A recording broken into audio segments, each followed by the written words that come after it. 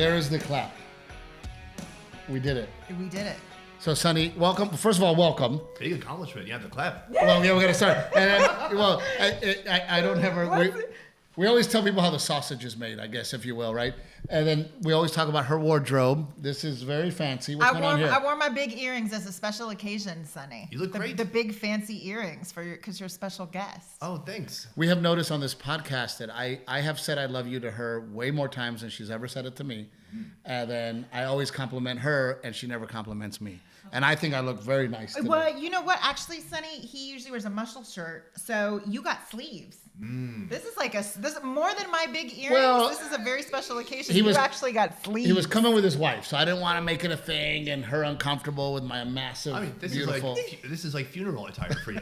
Yes. yeah, pretty much. I am dressed up, but let's introduce Sonny. Yes, I'll let you do that. Sonny, we're so excited to have you here today. Sonny has a killer food show on YouTube. Please tell everyone where they can find it right off the top. Can I be honest though? I'm a little nervous. And when you guys reached out to me, I was like, I kept telling everybody, like, why does this guy want to be you're a star? And, you're the best ever food review show. And I'm like, what's going on? And Tom Segura must have said no, and Joe Rogan must have said no. That's what Steve wanted to know. How many comics said no before you ended up on our podcast? We worked our way down quite a bit, and then look, finally we're here. Yeah, that's my point. Yeah. We ended up with me, but thanks for saying yes. So I have to say, first of all, when it comes to your show, and forgive me for this, but I didn't realize I was a fan. And what I mean by that is I've seen you a million times. But if I'm being honest, it's never been the whole episode. Sure. It's clips, always a clip little here, moments. Yeah. A moment here, a Which clip is like there. people with your stand-up, Steve. They've just seen a little bit on TikTok. Well, that's what's surprising to me is I have fans that come to my show. They have no idea I have a whole hour special. Right.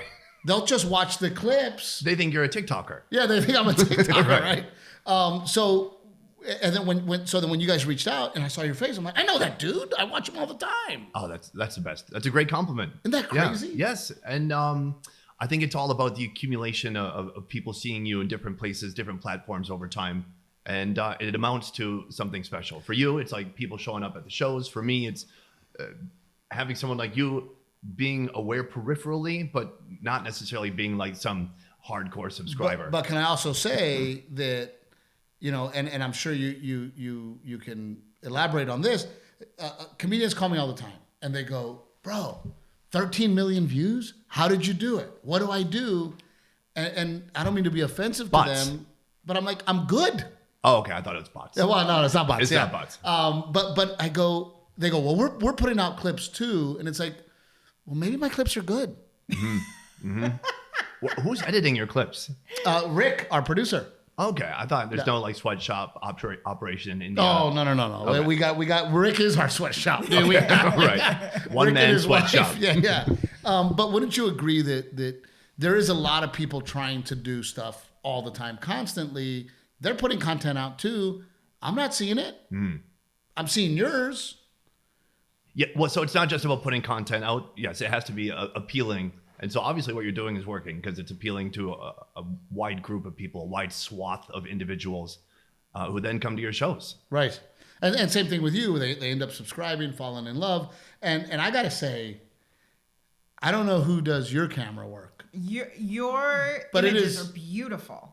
It's beautiful to watch. And it's on the fly. So it's harder than what we do because we're in a studio and it's constant. Like you're on location moving around. Thank you. Well, so just to give a little bit of context, I'm Sonny. The show is Best Ever Food Review Show. Yes. We're the most followed, most viewed travel food show on the internet or otherwise.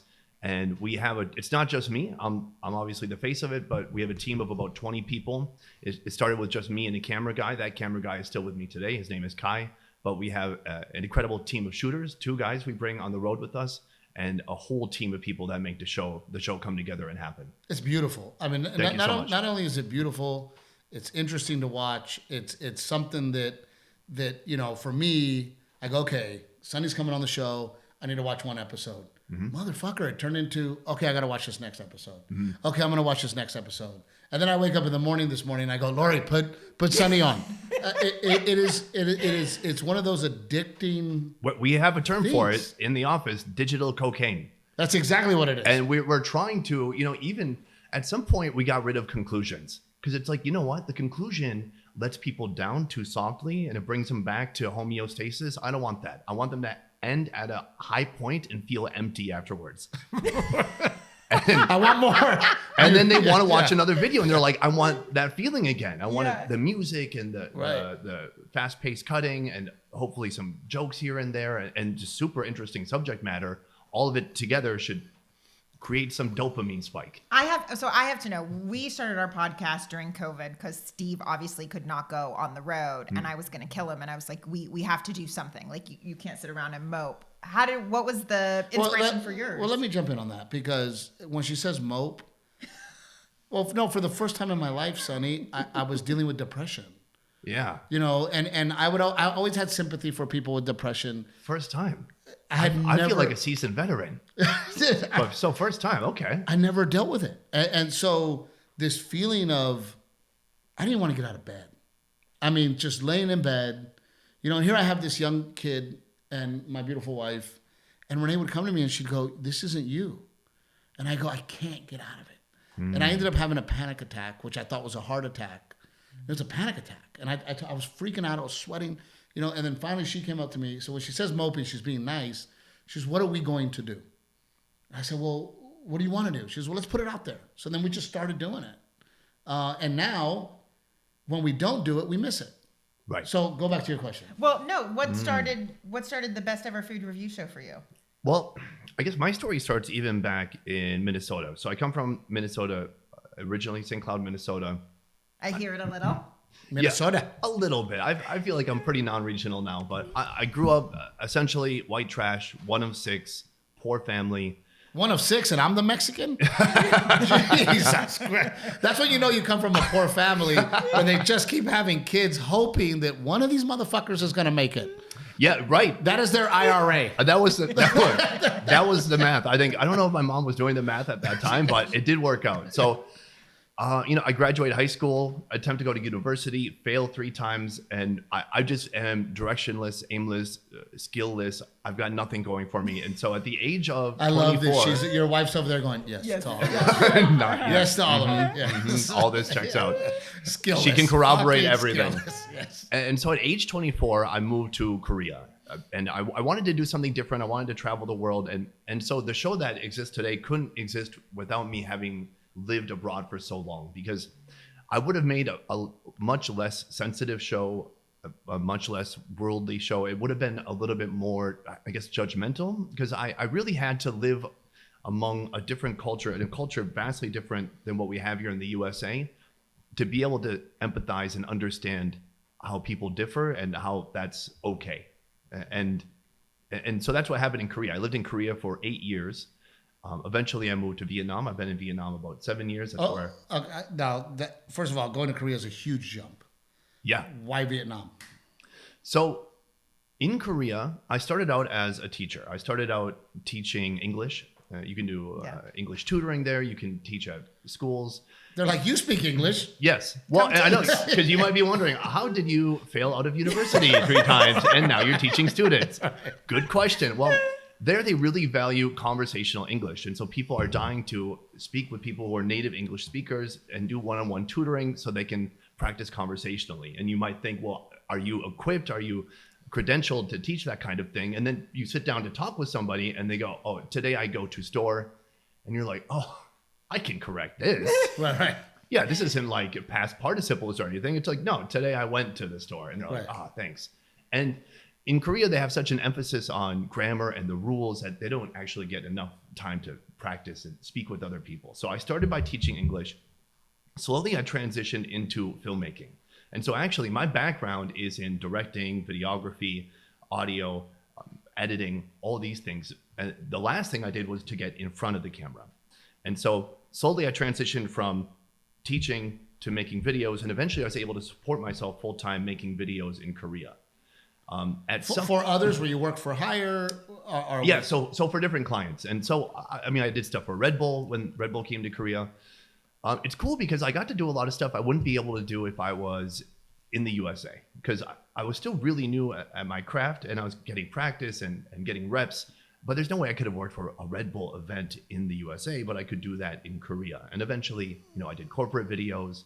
I did some music videos. I did a music video for this guy named in Korea, Rap Monster in the band BTS, which is like a blown up big K-pop band now. Wait, you know? Yes, I know BTS. Okay, so if you cool. know, I'm cool like that. I know BTS. Then they're huge. Yeah. I listen to the same 8 songs Right. over and over. I know. Yeah. And so. Yeah, so I was doing client work, and at some point, so then why did I make the show?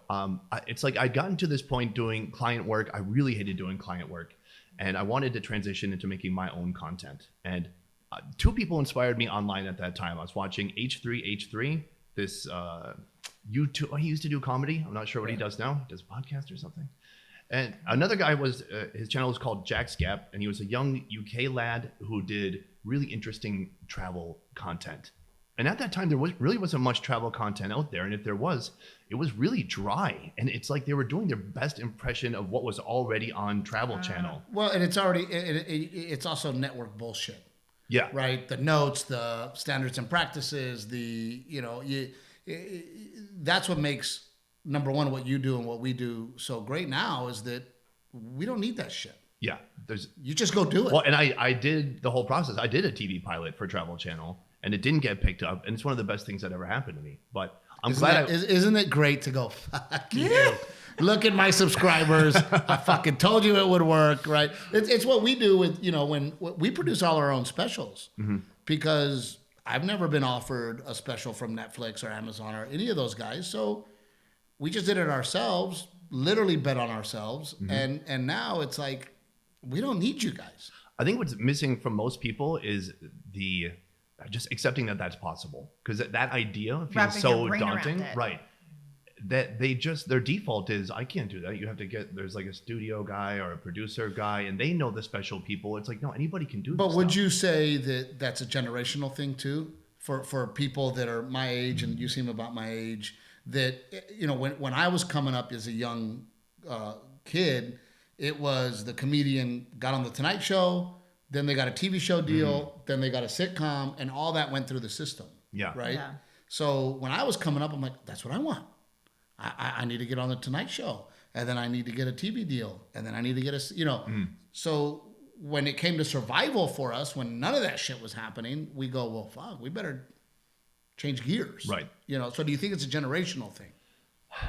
I don't.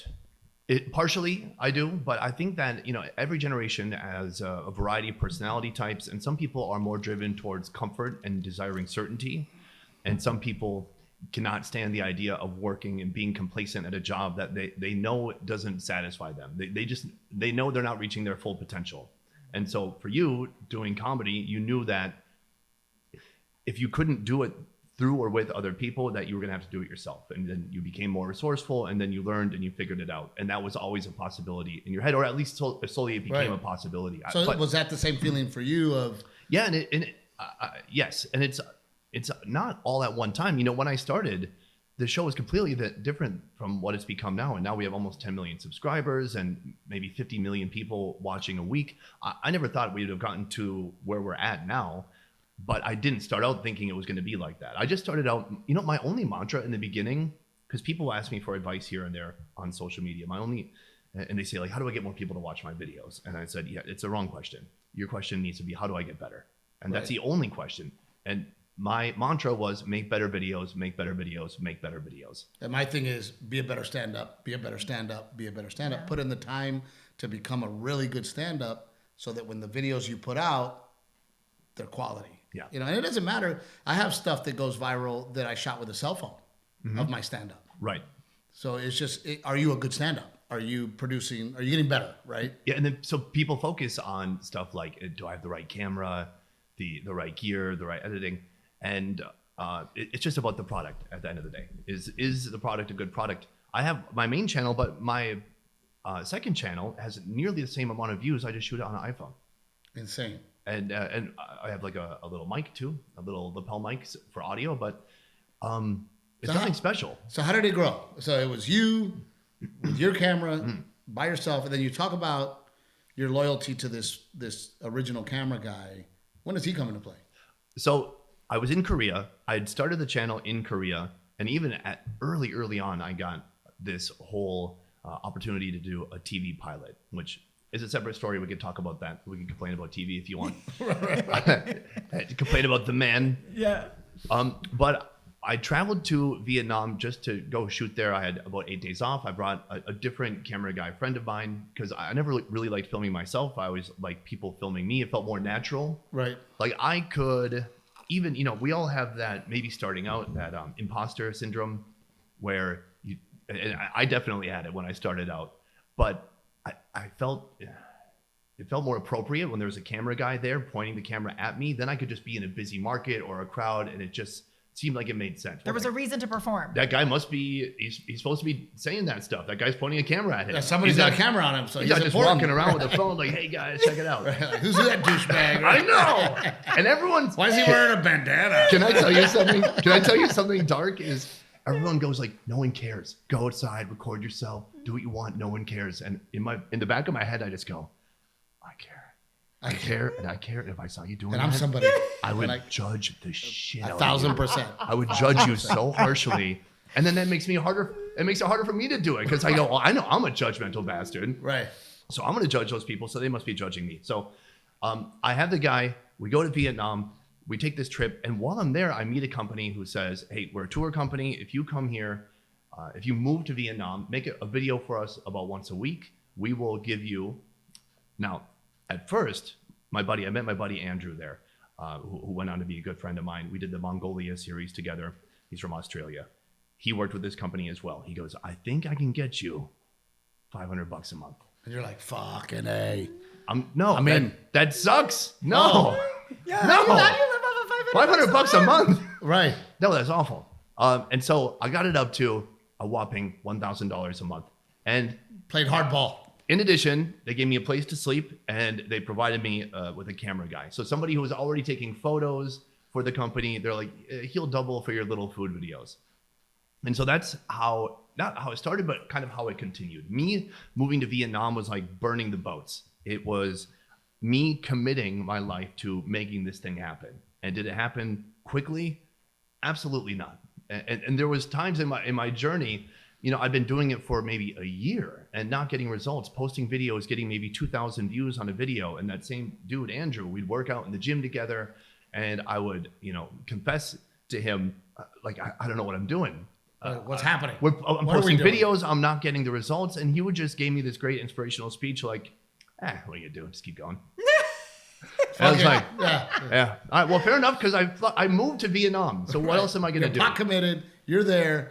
They're giving you $1,000 a month. Yeah. You're making the videos. You go, well, fuck it. We're going that in the right direction, I guess, right? Yeah, absolutely. And so it wasn't always the right direction. Like it would sometimes, there were videos that would get a lot of views and then it would be kind of dormant for a while. But I stuck to it because there was nothing else to do. It's like, this is the plan. The plan is to make this work. Steve always talks about that. He's like, because there were times he had to sleep in his car, and he says that he thinks part of the reason he's successful is because there was no plan B. Like he had to make it work. This was it for me, and we laugh to this day. My road manager, like your camera guy, has been with me forever, right? And we've been friends for 20 years, and we laugh because I go, man, I was doing this shit for free. Mm-hmm. I was happy to do it for free. I love being a stand-up comedian. The fact that people pay, to me, is a blessing, and I treat them that way, right? I treat them as, you guys are my employer. Mm-hmm. I pay all these bills because you care enough to pay to see me when I would have done this for free. Yeah. And I would do it for free, right? So, yes, there is no plan B. Yeah, and I think that, of course, you still have to be able to pivot. There's plenty of people, it's tough because, like, Gary Vee talks about this. Because he was always like, go for it, never give up, go for it. But some people aren't destined to pursue whatever they're going after. And then I remember Gary Vee bringing up a second point, which was having awareness. And I think what he realized after shaking hands with thousands of people is a handful of people are delusional, handful of people, bigger handful, are just not on the right track. And so you have to, along the way, have the ability to pivot and recognize, even within my own show, I adjusted a lot. I made better thumbnails, better topics. In the beginning, it was way too much like goofball comedy and not enough, not being deferential enough to the culture, not being respectful enough, and finding that balance as I went forward. And so I made my own pivots along the way to get the show to where it is now. And that's one thing I was actually going to bring up later on was I love the compassion you have. I love there's something about you that doesn't seem judgmental, that doesn't seem ugh. Right. You know, it's a very teach me, I'm happy to be here vibe that to me comes across as it's not judgmental. It's not. There's just something peaceful about it. I don't know if that's the Thank word. you. Thank right? you. And once in a while, a handful of people, very few people have been judgmental in saying that I seem sometimes too forward, too direct, joking around too much, disrespectful. Not most, a handful of people. But the real reason for that is because when I go there, I don't actually think I'm better than these people. And that's all there is to it. Maybe it's the humble way I grew up. Maybe it's that I've been fortunate enough to live abroad for so long that I have a different perspective that's not just strictly the American perspective. But, I feel like I could hang out with villagers in the middle of Tanzania, make jokes with them, and I can go to the Faroe Islands. You are going to some remote places. The whitest place on earth. Right. And I can get along with those people, and I can go everywhere in between and find something that we're going to have in common. And I always, I'm the same way. And I feel like I'm the most least judgmental person because I have made so many mistakes in my life. And I have done so many stupid shit in my life and I've been forgiven. So I don't judge other people for anything. I love humans. I love people. And you can see that in yourself too, is you have this interest in human nature. Well, and to put a finer point on it, I see the value in their lifestyle. So going back to Tanzania, we hung out with this tribe. It was on the TV as I came in, the Datoga tribe. And somebody with no perspective or who maybe just came from the US or they're used to eating vegan food in California, they might be disgusted, they might be judgmental. But for me, I see okay, you live in the countryside, you have an incredible view. You're looking at Mount Kilimanjaro every morning and evening as the sun sets. You have whole foods, healthier foods than a lot of folks here are eating. You have a sense of community, very tight-knit community of people who, you're not living alone. You're not working at a call center and then going home to your apartment alone. The USA has some of the most, not to get too serious, but insane suicide rates of any country in the world. And so I go to this tribe in Africa and I look at them and I'm like, there's a lot to be desired for the lifestyle here. So that was my big question. That was the big, and I know you have other questions, but we're leading into my shit. I know. My big question was when you see these cultures and you see the way that they live versus the way we live, the level of happiness, right? Mentally, because you're there, right? You're there. You're living with them. You're filming. How are they compared to other cultures, right? That's my big question. Is are they just as happy as us, if not happier? I would say, it's weird. It's like this inverse thing where, just going to suicide rate as a metric, some of the most modern places in the world, technologically advanced, would be like Japan and Korea, East Asia. And they also have some of the highest suicide rates in the world. And then there's this inverse relationship to where you go to places like Bhutan, which is known to be the happiest country in the world. It's in part of South Asia and not rich by any means, but a very happy place. And many places I've gone, whether it's Vietnam where I live or places in Africa, there's just a different sense of lightheartedness, of happiness, of people not like, certainly they have issues. Okay, let me give you one example. So we went to Nigeria. Difficult place to get into, difficult place to shoot, but that's why I liked it. I don't want to be competing with a bunch of people for content. Right. I know not a lot of YouTubers are going to be doing like their next prank video series in Nigeria. There's not bottle flipping in Nigeria? No, right. or playing, or doing the It's Just a Prank Bro or anything like that. All right, so we go to this place called Makoko, and this is a floating slum, essentially. It's 200,000 people living over the water, and the water is sometimes there's a flow, sometimes there's not. The garbage from the city flows through their village. They defecate into the water. They use the water to clean themselves, and again, sometimes it's moving more than other times. And so this is a place with real issues in the world. Like you get real perspective about what an actual clean water is problem. pretty important. What's that? I said clean water is pretty important. Right. So you get some real perspective about what a real problem looks like. compared to some of the problems that we face here. Right. And I just saw so many happy kids, and people would fashion a soccer ball out of old clothes and just like tie it together, and they'd play soccer, or they would jump from boat to boat, and so many people were smiling. And it's not that there isn't struggle. I don't want to paint this picture like it's paradise there, or it's heaven there. It's like, in spite of the challenges in this struggle, you see State of mind. You largely see people seeming positive as they can be, with very little. Absolutely. We talk about that all the time. It's you. One of our goals was we always made our budget in a way that we could travel together. Mm-hmm. Right. So if we were living in LA, when we were looking for an apartment, it was, I'd rather have a smaller apartment and less things so that we can be together, because our relationship's not going to make it if I'm on the road all the time and she doesn't get to come. Yeah. So we always set that in our budget as a goal as to, can I go buy a nicer car? Can I go get a bigger apartment? I can, but that means that now we can't travel together to see this country that I get to go perform in front of. So then when we had our kids, it was the same thing. It was, we are not going to live in a way that keeps us from traveling as a family. And now, of course, it's me, it's her, it's my daughter, it's my son. So you all go on the road together? As much as possible. Yeah. 1 to 2 times a month. I mean, he's traveling every weekend. But okay. Yeah.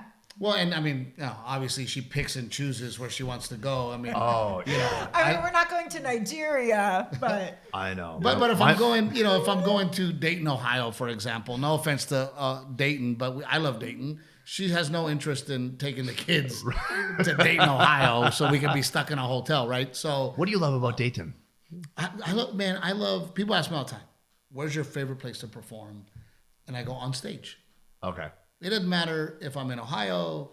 If I'm on stage and the people there are enjoying what I'm doing, that's my favorite place to be. Oh, that's a good recovery. Yeah. No, I tried to corner you there. Yeah, no. But very politician-like answer. But it's the truth. I mean, I love being on stage, and I'm a pleaser. I love making people happy. I'm a giver. I feel more comfortable giving than receiving. I'm just a giver. So when I'm on that stage, and those hardworking people that work all week, that sit in traffic, that get to come to my show, man, my main goal is, can I make these people happy for an hour? Mm-hmm. Can they enjoy the show? So if I'm in Dayton, or if I'm in Palm Beach, or if I'm in Florida, if I'm in California, it doesn't matter. If I'm on stage making people happy, happiest place. Now, don't get me wrong. Afterwards, when I'm sitting in a shitty hotel, miserable, I'd much rather be in San Diego, on Mission Beach than some shopping mall, hotel, right? Yeah. But I love to perform, and when we can bring the family together, because this is going to lead into your question. Yeah. We love each other, and we want our relationship to grow and to continue. And if we're always doing things apart, it's not going to happen. Yeah, I said, I want to know, is Sonny married, and who's helping him behind the camera? Because we work together a lot. So, yes, I'm married. My wife is Vietnamese. I don't put her on camera. I don't put her in photos. I don't tag her. I think the internet can be a wildly cruel place. Yeah. And it's just certain things I want to keep private. The show, and to be fair, the show is not really even about me. The show is about people. It's about food. It's about cultures. And I'm kind of a vehicle or a vessel through which people can experience that. But yes, I do have a wife, and she's behind me slightly off camera. I was going to say, I know she travels with you. Yeah. Does that happen often? That was, it's interesting because that was a recent change. So she's Vietnamese. We met in Vietnam, and we're different in many ways. I failed university many times. She has her master's. That's us. Yeah. I don't have my master's. No college, NYU. Well, and so she worked she had a good job at a bank. She'd worked there for like 7 years, and then the pandemic stuff started getting really bad in Vietnam. Now, it was really good for like the first year when stuff was melting down here and people were going nuts here. Then we had about a year where people weren't even wearing masks because they locked the borders early, and they did insane testing, and they did short lockdowns. Lockdowns can work if it's like super early on, right? And it's like a tiny fraction of the people. Well, I told Renae, I think Texas did it too soon. Oh, yeah? Texas was like, oh, shut it down right now. California's going nuts. And then they go, you know what? Nothing's happening. Oh, right. Y'all go back out there. Well, now it's coming, right? Yeah. So, and maybe it was unavoidable in the U.S., and there's just so much movement in the U.S. When you look at one of those pictures of flights around the world, it's like the U.S. is just pure red, full of, like, we just fly like crazy or travel like crazy. Right. And so basically, I was thinking, we can't shoot here anymore. They're about to shut everything down. We're going to have to leave the country. And she sacrificed her job to join me on the road. And to me, for me at least, it's one of the best things that's ever happened, because before that, she just worked in a normal kind of corporate job where she got 2 weeks off a year. And even though I was traveling the world constantly, we would do like 1 or 2 trips a year, short trips, and then back to work. And then now we get to see everything together. So we went through that, where, my wife here is very intelligent, very accomplished, very, very well put together and smart. And it was her having to make that decision of, do I give up all my education and my individuality to then join this team? When you talked about saying that you need to pivot, did you guys go through it's hard. that? You don't want to pivot. Right. Did you guys go through that a little bit with your wife? Kind of like, hey, you're no longer this person that works at the bank. You are now part of this. So I think the most difficult part of that process, and certainly more difficult for her than me, is figuring out, okay, what is my purpose now? And figuring out, like, so initially it's like, I have a job, I have a career, I'm going to try to develop and move forward and upward in that career. And now it's like, well, now I don't have a job. And once we got back, like once the borders finally opened in Vietnam, there was a difficult period reestablishing, like, so are you going to try to get a different job, or do you want to travel with me? And so I think that period was tough, but. Well, and I don't know how your wife operates, but, Renae is a very good at, you give her a task and she can accomplish that task and it'll be perfect. It'll be great. And bringing her into my world and your world where things are constantly moving and adjusting and changing and schedule, it was a big, still adjusting for her after all these years of, what do you mean things are changing? And we had a plan, and why is the plan changing? And right. I made a fucking graph as to how this was supposed to go, and it's not going that way. The graph. Yeah, she's got a fucking agenda, and and I'm like, hey, things are, we did that podcast with Bill Goldberg, the wrestler. I literally came up with the idea and said, hey, we're doing this badass Christmas thing, let's do it. And she goes, it's 8 days, we can't pull it off, and I'm a. So then I have to then pull her out of her comfort zone and go, come get on fucking board, let's go. So do you guys feel that it's kind of the same for your relationship? I think people call that like the reality distortion field. And they talked about that with Steve Jobs. And I don't want to compare myself to Steve Jobs, but I think part of being a visionary sounds so douchey, but being a leader, being the person within a organization who has a vision, you have to constantly convince people that something that seems impossible is possible to do, and something that seems radically difficult or just plain not a good idea, you have to be the one who has so much conviction that those in your near orbit are like, it must be possible. He seems like pretty fucking sold that this is possible. Right. So it's got to be possible. Guy. Yeah. But again, I always tell Renae, we when we decided, we said, all right, nobody's giving us a special, right? Nobody cares. I've got this 15 years under my belt of being a stand-up. I know I'm good because I see the people that watch me every day. Mm-hmm. We're doing this special, Renae. And she was like, well, who's going to produce it? I'm like, I don't know. But I'm going to start kicking the ball down the field. Yeah. And we got the venue. And then Renae's like, you just told that venue we're shooting a special here. We don't have a production company. I'm like, well, we're going to find one. Right. But I've noticed too that once you start kicking the ball down the field or pushing that train, people are all about getting on the train. Yeah. Nobody's on board with kicking the train off. So and you are let's fucking go. Yeah. And that's part of, like I said, we have around 20 people working with us now. And I tell everybody when they sign on, we don't know exactly what your role is going to be. We know roughly what your role is going to be, but over time, we're going to figure it out. And so kicking the ball down the road, like chipping away, whatever expression you want to use, it just, as long as you're moving forward, then you will build up to bigger and better things. It's like when we hired Lori, our assistant, she was like, so what's my job? And I'm like, Yeah. We don't know. Right. We haven't at this point. We'll figure it out, and we Yeah. believe that you're smart enough to fucking figure it out, right? So, but since we've talked about all of this, do you have any other questions? Because I'm excited about food. You're excited about food. Okay, I know this has got to be the cliche question, but you Let's hear have it. to tell us the red bandana. I got to come up with a better. He's a blood. I He's a used blood. to say it's because I'm a blood. I used to say I have my ex-girlfriend's name tattooed on my forehead. It's not that. So I lived in Korea. I would travel to places, Philippines, going to Vietnam, places that are really, really, really hot and humid. And I sweat a lot. End of story. And you That's didn't want to be But that guy. Steve's always like hawking up stuff out of his mouth No, and his nose. So he always has a handkerchief. No, well, I am raised very dude, and my dad taught me that a man always has a pocket knife, always has a handkerchief, always has his keys, always has a bottle opener, and is always prepared. So I didn't know if this was like part of your man code, like Steve's handkerchief is part of his man code. Yeah, I like your man code involves that you always need to be able to kill someone or get drunk. Those two things. Are both? I need to get stab drunk a and then guy you kill somebody. and open a beer bottle now. Yeah, no, it happens now. But I want to talk a little bit about food because, you know, and your wife is from Vietnam as well. For me growing up, Mexican American, eating tripas, eating tongue, eating brains, eating, we call them mollejas, which are glands. All that was so very normal to me. Right. Right? Like it was just something we did. And my uncle would come over with the disc.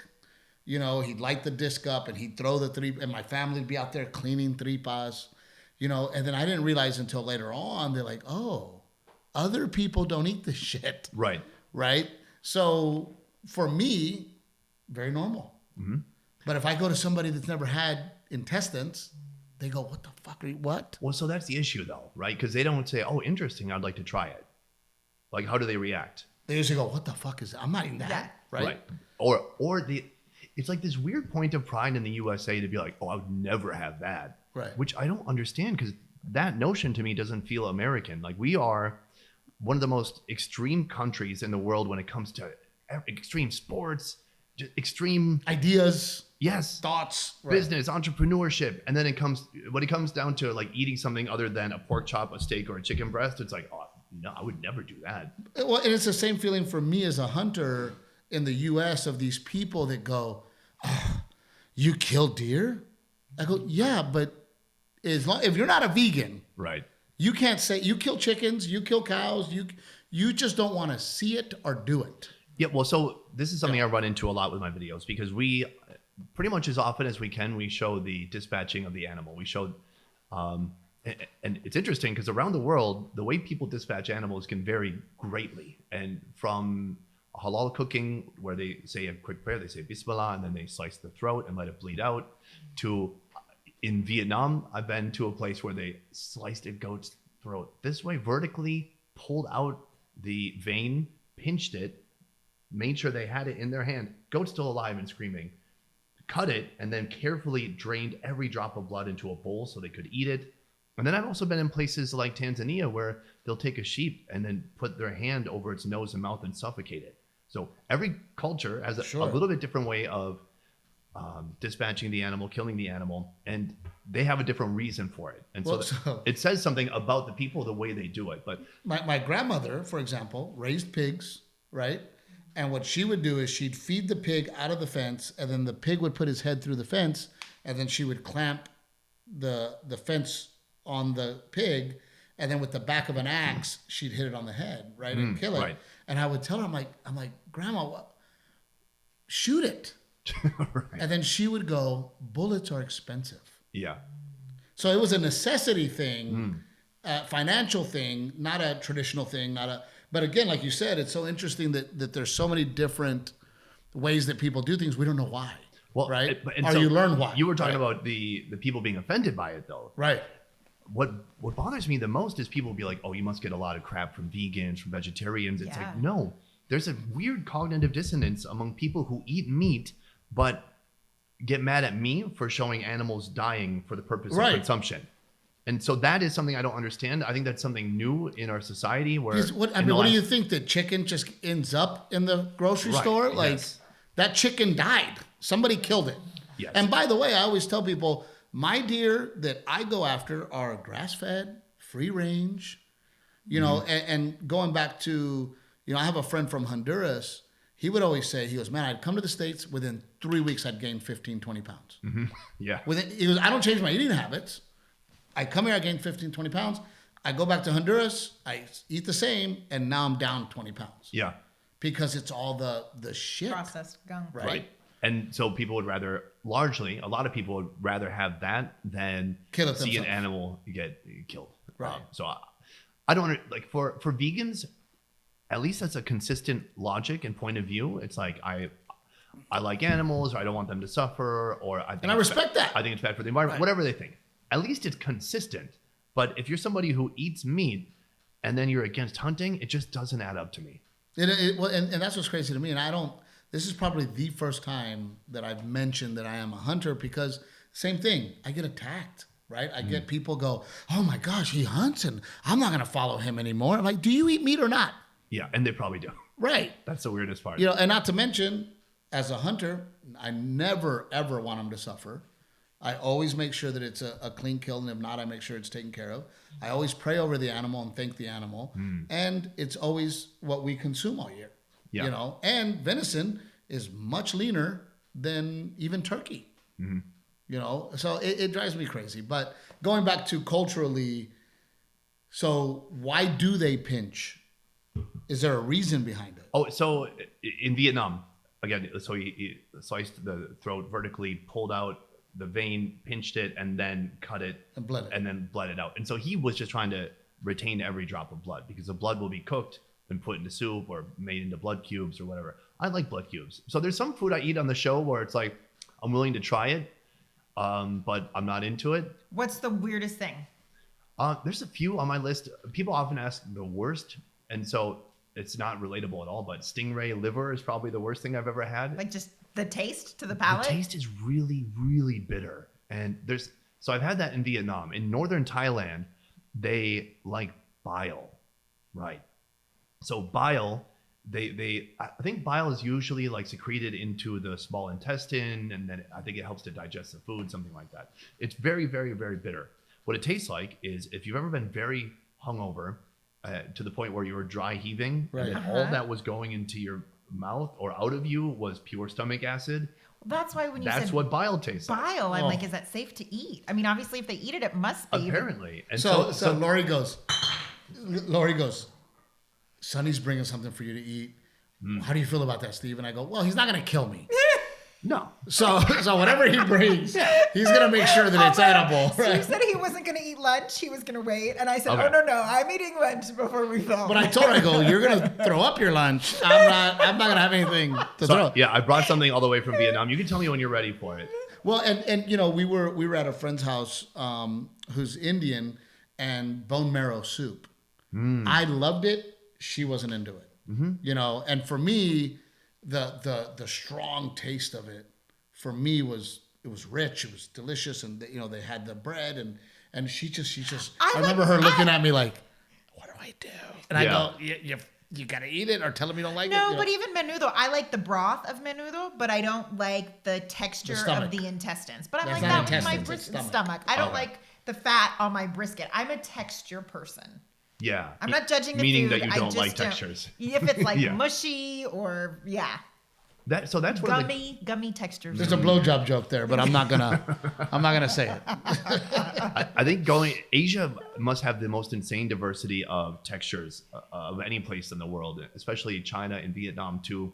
If you go to a hot pot restaurant, have you ever had hot pot? Yes, we love it. So most of the meats will end up tasting similar because it's all going in the same hot broth, but they all have a little bit different texture, whether you're eating stomach. I ate pig uterus the other day, unlaid chicken eggs still in the chicken's body that haven't formed a shell yet. They're small, interesting, small, yellow and round. Parts of the face, ears, eyes. Well, you can't really order eyes, but you can order testicles. All of it is just about different textures, from like super chewy to gummy. Every time you mention something, I feel my face like just making weird so faces.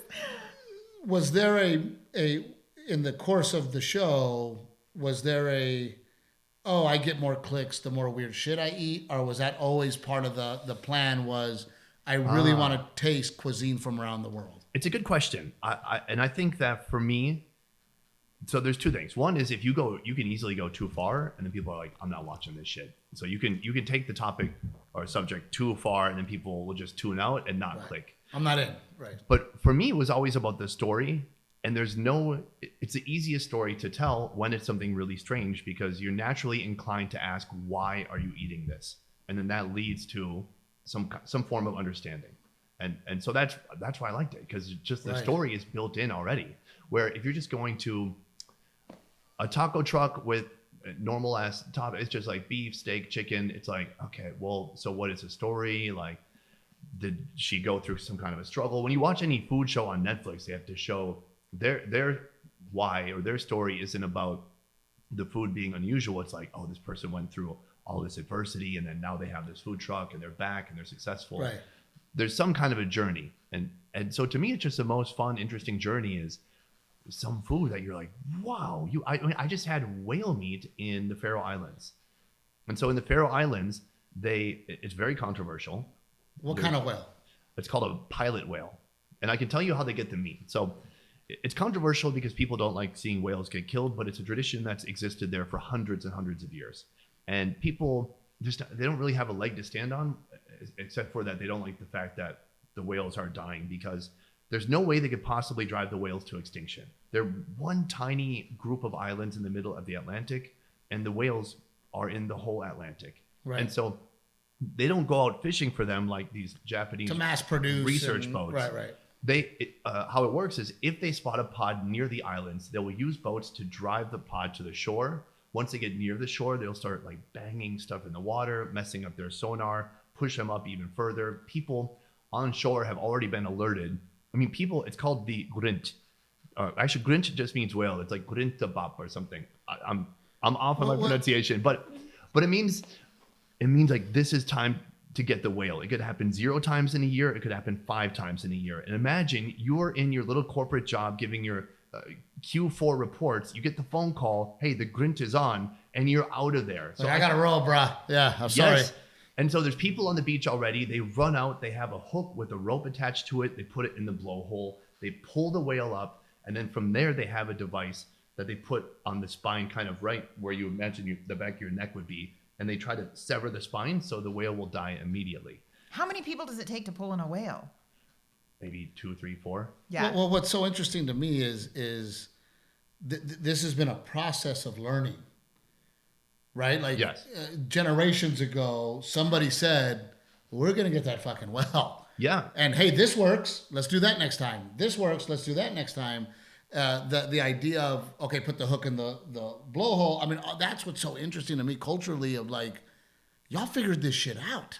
And so when it comes to it being sensational or a strange or bizarre food, I mean, talk about a story being built in. It's like there's the history, there's a controversy.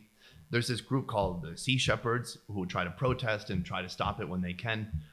And what's so incredible about the people there is, are they going to stop? No. But they've made adjustments and they've listened to this feedback, even though it's just imagine someone shouting at you, screaming at you, and you're like, okay, let me see what I can do about it. Because they used to put steel hooks into the blowholes, and it would inevitably sometimes tear, the whale would suffer more. And so they developed new technology that was more humane. So now it's almost like a rubber ball at the end of a hook that they put into the blowhole. They used to slice down with like your pocket knife down to the spine, taking maybe several minutes. Right. And then now they have a new device where they can just kind of slap the knife down and pierce the spine. And so they're still doing the hunting, but they're trying to do it in the most humane way possible. So that is what drives me is the story of how did we get here, and why are people eating this food, whether it's bizarre or not. So why were they eating the food? So the Faroe Islands, it's very difficult for growing crops, but it's super rich with seafood. And for them, I don't think they made hundreds of years ago these great differentiations between dolphin, whale, they just ate it. Tuna, and they have like big tuna farms there. They catch, what's the other type of fish? Oh, I forgot. There's salmon. They grow salmon there. or they farm salmon. There's cod. Right. They catch thousands and thousands, maybe millions of cods a year. Nobody protests that.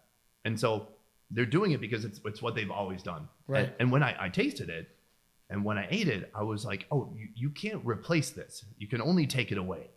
It's not like, oh, replace that. Have chicken instead. Have beef instead. Right. It's a completely different experience. It's a very And is there a unique... celebration? Is there a... No. It's just, hey, there's a well here. It's going to provide us a lot of meat. Let's go get it. Yeah. And again, they don't know how often it's going to happen. And so I went to just a normal family's home, and I checked out their freezer, and they're just pulling out packages. It's like, this is whale meat. They have the year. And they said, oh, the last time we got some meat, we got about 300, 400 pounds of meat. I mean, that's huge. why. And these days, everything is imported because, I mean, they don't have avocados. They don't have bananas. It's a place with really kind of dreary weather and not a lot of land. So they've got sheep and they've got seafood and pretty much, and they've got potatoes. And that's pretty much what they eat. Wow. Well, and it's, you know, I'd actually do a joke in my Till Death special where I go, you know, people all the time, they go, Steve, you're Mexican-American, they're Mexican. How come he was able to put together the deal and you could not? And I said, well, the difference is the American part. And then part of the joke is I go, there's a bunch of Mexican-American women here right now. Mm-hmm. None of them make tamales for Christmas. Mm-hmm. That's also the sad part, right? Mm-hmm. Is that we lose these traditions and we lose, I mean, if you were to go to my sister and say, hey, mom passed away, can you make us tamales this Christmas? She would have no fucking clue. Right. And then as generations go by, we lose those traditions, the way that things are made. You know, I don't remember the last time my mom made a homemade tortilla from scratch with lard, right? Right. Because things change. So to go back like you do and see these people that have been doing the same thing the same way. What you describe is happening everywhere. Traditions are being lost at an insane rate. And hopefully my show can serve as some kind of time capsule to some of these places. But we're still in an age and a time where you can do a lot of interesting travel. You have the conveniences of being able to use GPS and YouTube and do research on the fly, especially most places around the world. And there's still enough to go see. There's still a lot to be seen around the world, but a lot of traditions are kind of melting away or eroding as the mainstream erodes them. They're not exact. What right? place is next on your list? Where do you want to go? I was going to ask that next. I was going to ask, can you give our audience a little bit of a sneak peek as to what the plan is coming forward? Yeah, so we have our next trip planned out already. Well, actually, we're working on it. We're going to Mexico again. We went to Mexico City about a year and a half ago, so we're going to go to Merida. Yes, that's near where we got married. We got married in Campeche. Okay. Yeah. Good food? Oh. Yeah. Okay, good. And it's a really interesting place because we were the only American tourists. Mm-hmm. Everybody else was European. They didn't want our American money. So they have a influence to cater to the European versus the American. Yeah. So we were noticing that the cuisine was different than when we would go to Cancun or to Cabo or to because I'd have $100 bill and they'd be like, I don't want that. Right. You don't have a euro? Yeah, you know. So it's a really cool area and Mexico too, right? The influence of Spain. I always tell people don't realize that Texas invented the flour tortilla because the Spanish brought flour to them and the Mexicans go, well, we're going to make tortillas with this. And that's where the flour tortilla came from, was the influence from Spain bringing flour, right? I didn't know that. So it's really cool that you're going there because we love it. And, you know, as a Mexican American, trying to also continue with our culture and continue to hold on to things. And like you said, having that time capsule. Mm-hmm. What a beautiful thing that you get to go and you get to go, hey, here are the way that they do food and these are the things that they do. So what are the crazy things? Because I'm sure you've eaten everything Mexicans eat, I would assume. So, yeah. Brains. What are the crazy things that we're going to eat in Mexico? Is that your question? So we're going to do 2 countries back to back. And this is kind of what we've started in the last 6 months is we just shoot 2 back to back and then we have a longer break. So it's kind of like 3 weeks on, 5 weeks off. We're doing Mexico, and then we're doing Peru. We're still developing the Mexico one quite a bit. In Peru, I know they have alpacas, which very cute. Yeah. We'll find out We'll how find they out how taste good soon. they are. Yeah. And they have guinea pigs too. And they have these farms called hatcheries. So it's not even a farm, it's a hatchery, and just, I don't know, imagine a big smelly pet store, but it's all wood and they shave straw. them. They shave them, gut them, open them up, and cook them. Is that right? I'm going to find out. I'm going to find out. So I know a little bit about it, but most of it I'm going to find out on the ground. So I've had guinea pig before. Actually, I tried guinea pig for the first time recently in India, and that's pretty good.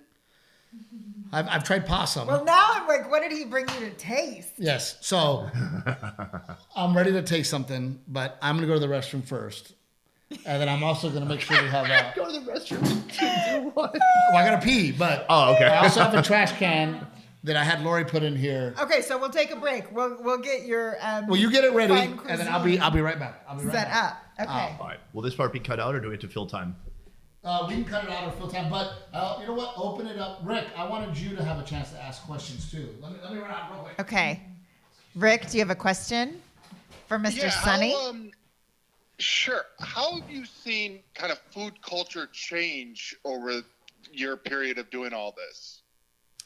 Oh, so that's a tough question to answer because How long have you been doing the show? I've been doing it for maybe 6-7 years, but Okay. I keep going to different places. So it would be easier to answer if I was going, covering food culture in one place over time. But it's a little difficult to say how things have changed just in the time I've been doing it. I know like one of the biggest trends I see as I travel around the world is just making food has become cheaper, and making even textiles has become cheaper. I mean, back in the day, people had, a few shirts and a few pants. Now you could go to a village in the middle of nowhere, in the middle of a jungle, and people will be wearing Nike and soccer jerseys and stuff like that. Likewise, in Africa, there used to be a lot more issues around hunger, but now they've really have figured out corn and corn flour. That is like the main source of nutrition, I should say, of calories throughout many parts of Africa. And so people have figured out how to farm it more effectively, I guess how to create strains that are more resistant. And you see that creeping into the diet more and more in places. And it's so much so that now in some places in Africa, you'll see a lot more overweight people and obesity because people are just throwing down a lot of this corn flour that they mix with water. And then it's called ugali. In some places, like in Tanzania, they would call it ugali. So that's a trend over time, maybe over the last 50 years, not in the last 7. Well, you see the Indian women that eat the dough because they want to be fat. No. Have you heard of that? No. Well, so to be safe, I was going to say, is he saying that correctly? India is a huge country, 1.3 There's a lot of different parts of India. billion people, and then they do have vastly different cultures, and I certainly believe something like that exists somewhere in India. But I've not heard of it. Just to be fair, I'm the one that watches stuff that teaches me things, and Renae watches Real Housewives. Well, you can learn It's stuff from like that. my mind-numbing entertainment. Okay, so Okay, we're gonna eat something special. Yeah. I don't even know if we call it special. Is it special? Is it weird? It's super special. I'm going to introduce it in a second, but first, Okay. I want you to guess what it is. So I brought this all the way from Vietnam. I'm not sure if you can eat it. We'll talk about it in a second. We're not sure if we can eat it. You in particular. Oh. Does that mean I have to eat it? It looks like a grub. Yeah, so it's similar to a grub. This is called, do you have any guesses? No. None. Is it like a fruit that grows on a tree? No, so here's my question. In Vietnam, See this, Rick? is that how it's prepared? Like if somebody were to eat that, you brought it prepared. It's not like, hey, we Right. can't eat this. Well, so this is the reason I brought this particular food. So this is called a queen termite. And so I'm sure you've heard of termites that eat houses. There's Sure. also termites in the dirt, and that's what this kind would be. And so it's rare because among each colony of termites, there can only be one queen. It's like almost the size of my pinky. Oh, that So- termite. these are the small ones. This is... I was So trying to they're get all bigger queens. ones. They're all queens. And so this is from Vietnam. So south of Saigon, where I live, there's a place called the Mekong Delta. And a delta is this vast interconnected web of streams and rivers. And there's rich soil. It's nutritious. There's tons of different creatures, lizards and bats and fruit, and there are termites. And so people, and again, not everybody, but a handful of people. I'm already sweating, and I'm really trying to focus on what you're saying, Sonny. But all I can think about is that someone's going to eat that. But it's going to be so good. So people. A handful of people will eat this. It's usually dudes. Whenever there's something really weird in Vietnam, it's usually older dudes, and it usually has something to do with drinking. So that is the second ingredient right here, the rice wine. So this is being preserved in a rice wine. It's like the worm in the tequila. People have that wrong. It's actually mezcal. Okay. People think mezcal. that there's a worm in tequila. It's actually a worm in mezcal. Then why do they put it in a lollipop? Because it's mezcal. Can I smell it? Yeah, Yep, that's good. I want to make sure it's not off. That's how it's supposed to smell. So That's how it's supposed to smell. Booze. Yeah. So take a sip. That is homemade rice wine from Vietnam's Mekong Delta. It tastes like moonshine. It should. You want to take a sip? Oh my Lord! It's very good. It's not even wormy yet. Yeah. Oh, it doesn't smell bad. You guys had me worried. Yeah, so I thought it was gonna smell like this is gnarly. This is the best part, is that the worms are preserved, and actually the worms are partially, like their insides get filled up with the alcohol. It's booze. It's not that it tastes bad. It's that it's very moonshine. boozy. Yes, it's very Like you alcoholic. can light it on fire. It's like when you make Feels warm going down. what is it called? WAP or jungle juice? I'm not sure what's okay to say anymore. Like in college, when you put a bunch of vodka and fruit and It's Sprite, like Everclear. Yes. and then the strawberries fill up with vodka. It's like that, but with worms. So I think do you have a toothpick, or we could just put our fingers in? Baby, you just go for it. Well, I need Or a a fork? toothpick. Do you have a fork? Okay, Laura, you mind grabbing us a fork? I'll go get a fork. Okay. It's easier for me to get in and out. Edit point. Yeah, Rick, what do you think, dude? You in or you out? Well, do I bite and chew? Yeah. Okay. I'll eat one with you. Yeah, I'll eat one. I think it's. I am getting a little bit of anxiety of like, oh, I've never eaten that before. However, I always laugh like at. Well, the best part is that you've painted yourself into a corner talking about the Americans that won't try your brain tacos. Yeah, exactly. And your menudo, and now you get. Yeah. But Sonny, I really thought about this because, my son, for example, who's 7, I'm always telling him, at least try it. Mm-hmm. Right? You don't have to like it. You don't have to eat it again. But, and I'm very proud. We're very proud that we have a kid that he's into Thai food and he's into We went to a sushi hot pot place and he tried octopus. Oh, very nice. And he loved it. So try not to fork it. Try to pick it up because you're going to pierce it and it's going to deflate like a balloon. So you want it to be nice and plump because right now it's full of booze. You want me to help you with the spoon? Yeah, get that out. I don't want to. How dare you? Here. All right, I got so you. right now, I got you. Give me the fork. They're fishing the worm I'll serve you, baby. out of the booze. I'll serve you. I guess we just go one at a time. Yeah. All right. Do you want me to go first? I'll go first. All right. Yep. I'm not scared. There you Okay. go. I want to make sure that we get a really good look at what we got here. I don't even know what it's. I don't know how do you explain it? What does it look like? So it's kind of like a caterpillar. It doesn't really. It has little bitty legs, but it probably couldn't walk very much. It's big, fat, It looks and like bloated. a fat tick. Big, fat, and bloated. How every woman wants to be described. It's like a fat tick. Yeah. Is that right? Yeah. Mm-hmm. All right. And so then there's a kind of a skin membrane. You started really big and then your body just kind of went like this. It's kind of a leathery membrane that once you pierce it, the alcohol will explode. Plus a little bit of other stuff that's inside there will explode out too. But it mostly tastes like booze, right? Yeah, but then you start really feeling the legs. You want some liquid? You want some liquid death? How many legs do you feel, Steve Trevino? It's Does it have a lot of little legs? It's not terrible. But if you don't like textures, you might have an issue. It doesn't taste like you said. It tastes like booze. Textures. Yeah. Try it out. We can't have too much dead air on the podcast. Yeah. You're ruining the show. Everyone's clicking my videos now. Yeah. All right, you. I'm gonna get you a nice fat one. Well, you know what we were talking about last week? We were talking about you coming on the show, and we were like, "Oh, Sonny's gonna bring us something to eat." I was like, "I hope he doesn't bring barbecue because you're a barbecue snob." Now I'm really wishing you had just brought barbecue, Sonny. Okay. You got this. Do I need to pin to my nose? No. No? Okay. I would put that over there, Sonny. Okay, but here, can I say something? You just put the trash can by me. This is important because the purpose of my show is to spread awareness of other cultures, right? Yeah. And so right now you're eating something that people would really eat and I'm enjoy acting ridiculous in Vietnam. about having to eat your queen termite. And so can I tell you the tip that really helped me eat food like this? Instead of resisting it, I accepted it. And I told myself, I'm going to taste this as if I was a local. And I want to experience this as if I was a local. So right now you're a 55-year-old Vietnamese guy in the Mekong Delta. You're wearing sandals. You have a little bit of a hangover. Try it out. Okay.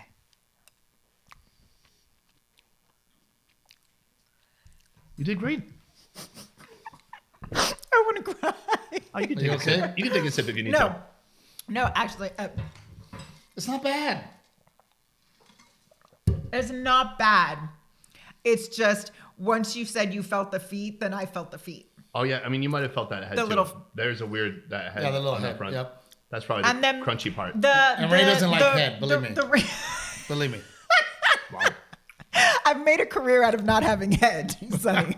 Oh yeah, it's boozy, but then there's something else inside it. That's what it is. I don't want to know what it is. So the rice wine, I'm good with. The rice wine is a little sake-ish, right? Yeah. The rice wine is really good. Yeah, so that's cool. It is the like it feels like a little dirt, like you're eating a little dirt there at the end. It literally is probably dirt mixed with alcohol. Yeah. I mean, it's a termite. So where would I find these? If I'm in Vietnam, I'm at a bar. Is it like the pickled eggs to us? No, and so that's something I try to explain in my videos is if something's actually commonly eaten or not. Because the last thing I want to do is spread this idea that like everybody in the country is just eating something like this, Right. or coconut worms or whatever. It is eaten. This is very regional. You're just going to find it in the South.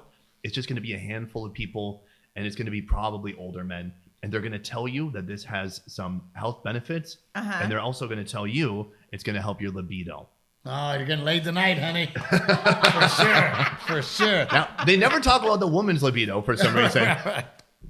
I'm not sure why, but at least for the men, they always do one of these. So. They always give you the, hey, you're going to be. So when it comes to finding these things, in the beginning, I can't even imagine how you begin without a producer, you, a camera person.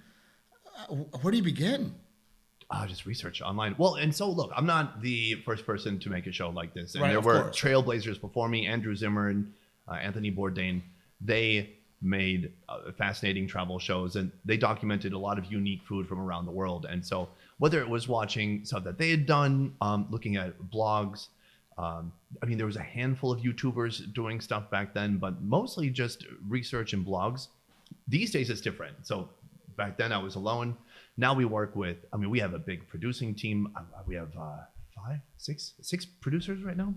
And so they're contacting fixers. And a fixer is kind of like the local producer in a country that you're going to next. So in Mexico, we have a fixer. In Peru, we have a fixer. And so we'll combine our research online with their ideas locally. Things they might know, right? Yeah. And so our biggest obstacle or challenge is trying to get them familiar with what we're going for. Like, what is our channel after? Because they might go, oh, there's a really nice tourist restaurant here with a great view of the beach. It's like, no, wrong. Right. Wrong. Yeah. So we need to get them quickly in line with what we're focused on. We want stuff that's out there, that feels authentic, that feels maybe a little gritty. And, Right. And it just takes time to research and finally get it right. And sometimes we stumble upon stuff. I mean, I'm still surprised to this day. We find stuff where I'm like, wow, this is really a thing. Let me tell you, we were just in India. In the northeastern part of India, there's a place called Nagaland. It's completely different from anything you know about Indian people or cuisine. It's not the mainland. It's way in the northeast, almost bordering Myanmar. And so sorry, I'm drunk now from the worm. Wasted. Got to catch my breath. And so there, they have a wasp nest. And I was like, a wasp, or is it a hornet? No, it's a hornet's nest. And so it's big and it's white. And I thought, okay, it looks interesting. Until she started taking the pods from the nest, ripping the cap off and taking out, sometimes it was white larva that was half formed into a hornet. And then sometimes it was a hornet that started walking around, pulling it right out of the nest. And then from there, boom, into the hot oil, fry it, little dash of salt, eat it. And so my mind is still blown by these things as I go around the world. I'm still finding things after all these years that I've never seen before. It's amazing. I'm curious. Now I want to watch the videos that come out of Mexico. But if you fry anything, and you know what was really eye-opening, and I tell her all the time, and even though I am chubby, we really try very hard to eat clean and work hard and work out and do all that stuff. But it's amazing to me. I always tell her, I go, if you were to throw hot Cheetos outside, animals won't eat them. Oh, yeah. Right. And I thought it was crazy when you handed that kid the Twizzler. And that kid looked at you like, what the fuck is this? And I don't like it. Yeah. Twizzlers are my favorite. Right. So to give context, we're in the Datoga village. They're eating raw liver dunked in raw blood. And the kid was enjoying that. I tried to give this kid who must have been maybe 2 years old a Twizzlers. And he's like, what's this crap? And all the women there who tried it were like, is this plastic? It tastes like plastic. Right. And I was like, you're not far off. It's very close. Yeah. But that's what's incredible to me is that is again, the evolution of what we are willing to eat here. Mm-hmm. Right. The idea that, hey, eat this almost plastic. Because if you get real licorice from Australia versus a candy licorice, it's completely different. But we're still putting that in our body. Yes, I think food here is more and more about just the pure dopamine hit. It's about having enough sugar, carbs. And does it look pretty? Yeah, and the look, and the look doesn't have to be anything natural. And well, when you find out that they're spraying strawberries so that they look more like strawberries, no, they're making them more red because here we want it to be pretty. Yeah, right. We want it to look good. Oh yeah, a lot of produce gets thrown out for just not looking good, looking a bit beat up. And I didn't get thrown out for looking a little bit beat up. See, you've got some redeemable qualities. Some. Keyword. Some. What an episode. And then, Rick, I know we probably cut you off. Do you have any more questions? Because I'm going crazy because I would like to have another hour, but we can't because I wanted to get into what are the traits that make somebody successful? Because you're extremely successful. Yeah. So let's wrap it up with that, even though I probably should have wrapped it up. Because I admire people who become successful. Yeah. And as me and you are proof, it doesn't always mean a college degree. Mm-hmm. Not that having a college degree is not successful, but it doesn't always mean that. What are the traits that you believe have led to your success? Oh gosh, it's tough. It's tough because I love this topic. I love talking about it. And then anytime you have to answer something like this in 30 seconds, then the answers end up being like, be yourself, try your best. Right. Don't give up. Right, don't give up. It's like, okay. So every cat poster, every fucking, right, hang in there, For me personally, you know what? Okay, here's something I don't hear people say all the time. If you're at a place in life and you feel like this isn't me, listen to that. So I was at a place in my life many times where, I used to weigh 300 pounds. I'm about 221 this morning. I checked. Wow. I weigh myself every morning now because I have a routine that I have to do in order to kind of keep my weight the same. Because I used to have a big problem with it. And when I was 300 pounds, I wasn't like, this is me, body positivity. I was like, no, this isn't me. When I was broke, I was like, this isn't me. When I was in a myriad of different difficult situations, I knew this wasn't me. And so I kept moving forward bit by bit until slowly the circumstances of my life changed. So I would say, first of all, I love that though, because listen to even that voice. The mantra of that keeps you from feeling stuck. Mm-hmm. Yeah. I mean, to me, that's just accepting defeat. It's being complacent. It's just being okay with where you are. For some people, that's fine. And not everybody needs to be like insane type A entrepreneur. Plenty of people have like a normal job. They enjoy their job. They have a family. I love that. And that's fine too. And I have friends There's like something that. beautiful about You talked that. about that with your dad. My dad, he'll tell you, I loved going to work. I loved knowing exactly how much money I was going to make, and I loved clocking the fuck out and enjoying my weekend. That's admirable too. Yes, absolutely. And then I guess the other thing was, maybe if my advice to someone in their 20s would be, find a skill, find something you're passionate about, and do your best to get world class at it. I personally, I can't understand why you would ever join any type of industry or career path and not put in that like extra 20% to become world class at it. So that's something I struggled with a lot in my younger 20s, because once you have a skill, you have something developed, it can become part of your identity. Especially somebody, my 3 older siblings were, one had a bachelor's and I forgot what, my sister, one got a PhD, one got a law degree, and I failed out of school 3 times at this point, and I'm not where I am now. I felt like a fucking loser. Sure. But I took the skill of filmmaking and I focused on that. And I really broke it down. I listened to this book called Genius is Overrated, something like that. Talent is Overrated, I think. And they talked about, the 10,000 hour rule. I think we've all heard of these different types of concepts if you're into self-help. And the idea is you need to focus on deliberate practice, like practice that goes right against your limit of comfort for 10,000 hours to become a master in your field. And so I set up in my life, like, okay, I'm going to start making films, even if they're stock films or spec films for companies or free music videos. I made a workshop when I lived in Korea. I called the Soul Filmmakers Workshop, where people could come watch my content and just tear it apart. Tell me what sucks about this. Right. That's what I want to know. Even podcasting is a skill too. Sure. It's something I want to improve at. Here I am. Learning, right. I'm learning. I'm working with you guys. I'm going to different podcasts to see how can I refine it? How can I get better? And so finding a skill and finding how you can incrementally improve that skill over time and just putting your all into it will definitely lead to good things. And I guess my last random tip, I'm just trying to think of what's not the typical advice, is there's a lot of creative people out there. I'm sure as a comedian, you have a lot of creative people who listen to this. I think too many creative people focus 100% on the creative aspect, and they need to focus at least 10% on how negotiation and business work. It's not everyone's favorite thing. And you know what I hate seeing? I hate seeing these posters that are like, hey, stop trying to pay me with exposure. Or I'm in a band, don't pay me with exposure. And they complain about it, and they're like, yeah, don't ask someone to come play at your restaurant for exposure. And it's like, how about you learn to advocate for yourself? How about you learn how to negotiate? Because you're not going to control the restaurant owner, the club owner, or anyone else. How are you creating value to that club owner, to that restaurant? Right. So if I go to a restaurant and go, hey, man, I've been playing here for 3 months. I need to get paid. I also need to go to them and go, this is why I need to get paid. Yes. Because when I started, nobody was coming to your restaurant. And now every Tuesday that I'm here, you now have a full restaurant. So I now need to get paid. The problem is that they don't create any value and they want to get paid. Yes. That's the hard part. So I think that's huge too.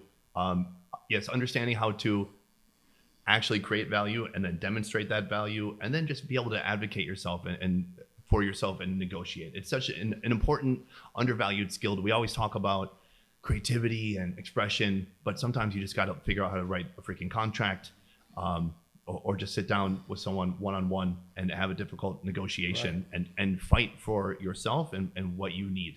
Well, my favorite thing that you said in all of that was that made me kind of have a light bulb is push yourself to past the comfort zone.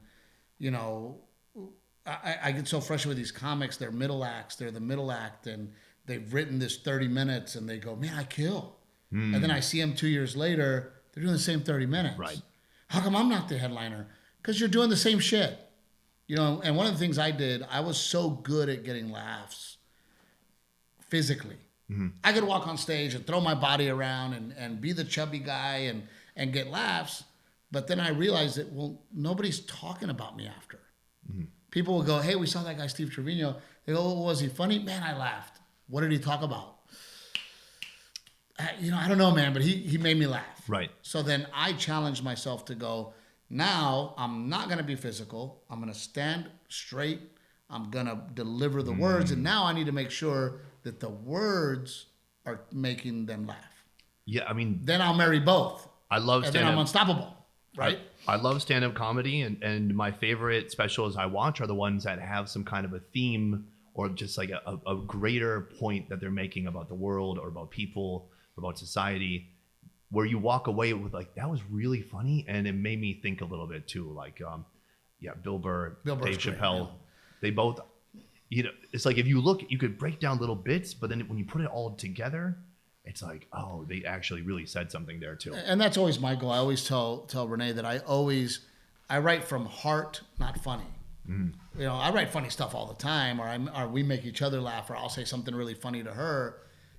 If it doesn't have heart, then I'm not going to bring it on stage. Yeah. Because I want the audience to walk away going, not only was it funny, man, it had heart. Yeah. Man, it made me think about my wife. Man, it made me think about my dad. It made, so again, challenging yourself. I love what you said. Challenging yourself outside of the realm of what you're good at to really become a master. Yeah. To really become great, Yeah. And I always use Shaquille O'Neal. I'm like, motherfucker, why are you practicing dunks? Right. Maybe you need to spend hours practicing your free throw because you fucking suck. Right. And I wouldn't know what to suggest to the middle act, because if it's 2 years later and they're doing the same thing and they're okay with it, there's nothing you can do. But if you talk to them and they're not happy about it, then maybe there's that thing. There's that thing inside where they're unsettled. They know this isn't me, but they don't have the tools. That's a possibility. Right. But, not everybody wants to move forward. Well, no, and I don't disagree with that. And that's one of the reasons that I left Los Angeles, is because in order for me to write, I have to live. Mm-hmm. And a lot of comedians, they don't live at all. They wake up, they go to the Comedy Store, they go home. They wake up, they go to the Comedy Store, they go home. And it's like, well, where are you drawing from? Yeah. Every day, your whole life is right there. Well, I mean, you could be like Tom Segura and just like watch TV and then explain the comedy. Yeah. I mean, explain the TV show. Hold on, I love Tom Segura. Tom has a gift. I adore Tom Segura. But I remember watching. He was talking. It was like the kids had to be. They were brought to a jail. Kids scared straight. Something like that. Yeah.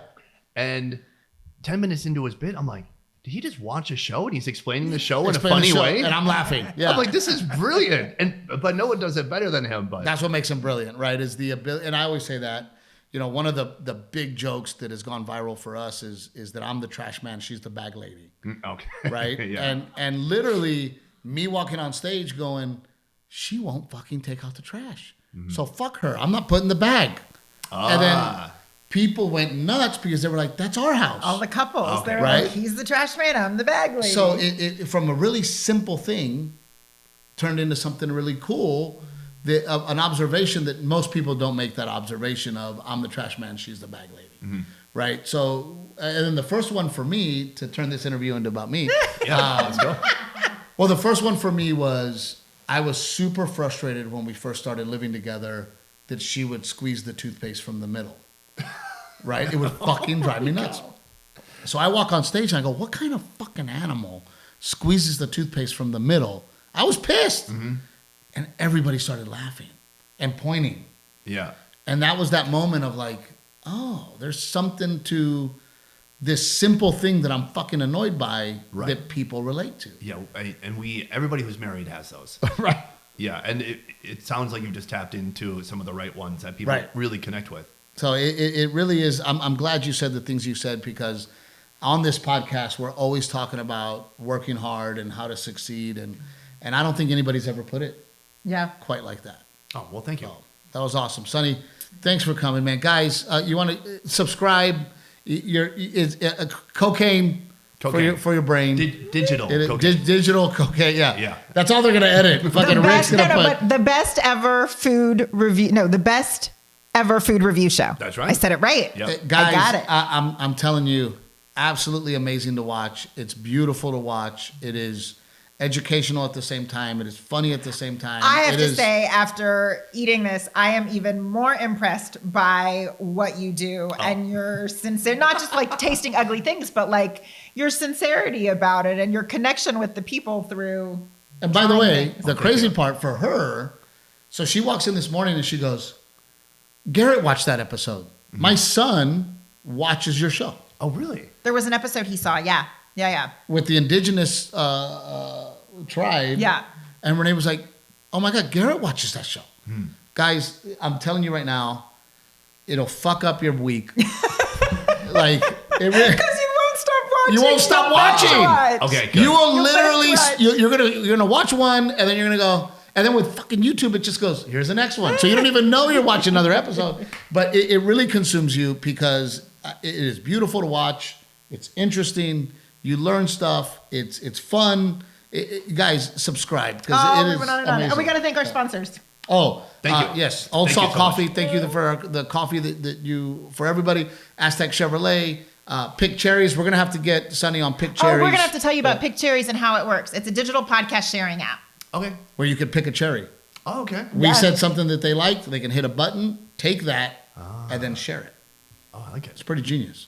So thank you guys so much for joining us. And again, as always, you look beautiful. I love thank you. you. Sonny, thank you so Sonny. very much Thank for you. coming, my friend. And My absolute pleasure. I'm glad I could be here. man, I Thank am you. so flattered you came. Really, I mean, I was walking around the house going, why us? Why? I'm very insecure. So thank you. Thank you for coming. It goes back to knowing your worth, what you're trying to teach me. Thank you, guys. We'll see you next time. Thank you, Rick.